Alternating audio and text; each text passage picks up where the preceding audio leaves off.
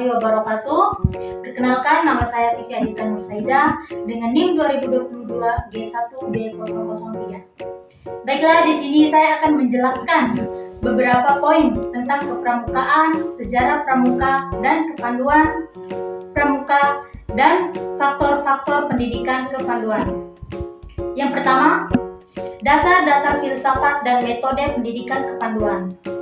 Kepanduan atau kepramukaan adalah gerakan pandu, dan salah satu definisi pandu adalah anggota perkumpulan pemuda yang berpakaian seragam khusus, bertujuan untuk mendidik anggotanya supaya menjadi orang yang berjiwa kesatria, gagah, berani, dan suka menolong sesama makhluk. Kepanduan juga diartikan sebagai gerakan pendidikan yang bertujuan untuk membentuk karakter, keterampilan, dan kepemimpinan pada anak melalui prinsip-prinsip dan nilai-nilai kepanduan.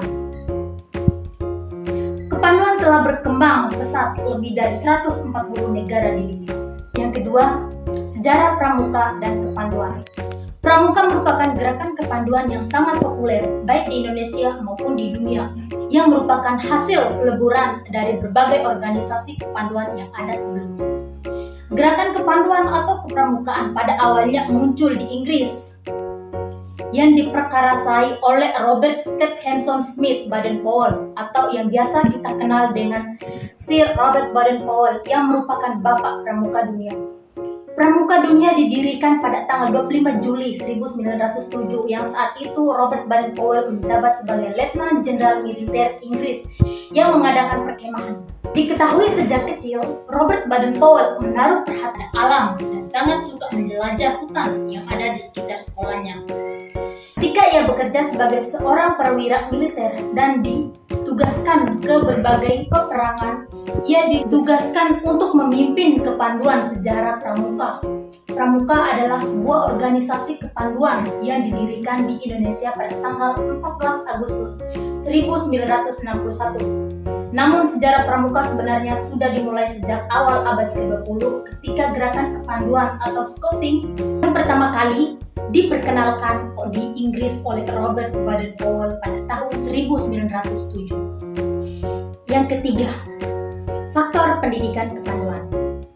Pendidikan kepramukaan merupakan salah satu pendidikan non-formal yang menjadi wadah pengembangan potensi diri serta memiliki akhlak mulia, pengendalian diri, dan kecakapan hidup untuk melahirkan kader penerus perjuangan bangsa dan negara.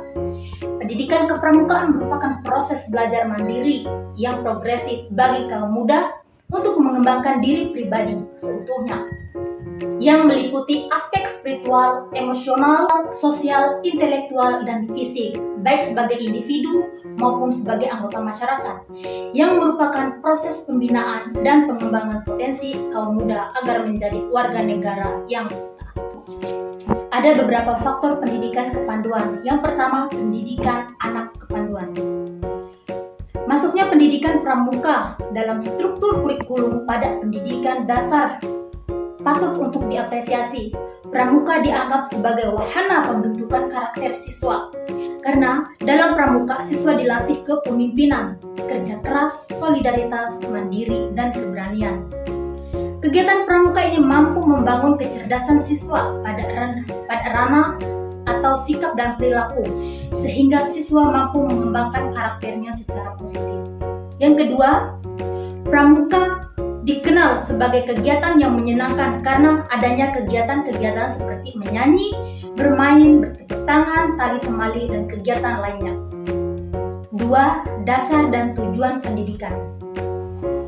Undang-Undang Nomor 12 Tahun 2010 tentang Gerakan Pramuka, Keputusan Presiden Republik Indonesia Nomor 238 Tahun 1961 tentang Gerakan Pramuka, Keputusan Presiden Republik Indonesia Nomor 116 Tahun 1961 tentang pengesahan panci kepada Gerakan Pendidikan Kepanduan Praja Muda Karena, Keputusan Presiden Republik Indonesia Nomor 24 Tahun 2009 tentang pengesahan anggaran dasar Gerakan Pramuka.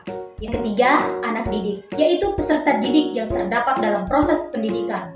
Dalam kegiatan kepramukaan, peserta didik mengikuti kegiatan yang digolongkan menjadi 4 golongan. Yang pertama, siaga, yang kedua, penggalang, yang ketiga, penegak, dan yang keempat, pandegak. Dalam setiap golongan, peserta didik akan dikelompokkan menjadi beberapa kelompok, dan dalam kelompok tersebut terdapat pemimpin yang disebut sebagai pinru atau siaga, pinru atau penggalang, dan pinsa penegak. Pemimpin tersebut bertugas untuk mengkoordinir kelompok tersebut. Peserta didik adalah anggota masyarakat yang berusaha untuk mengembangkan potensi diri melalui proses pembelajaran pada jalur pendidikan, baik pendidikan formal, informal, maupun non-formal.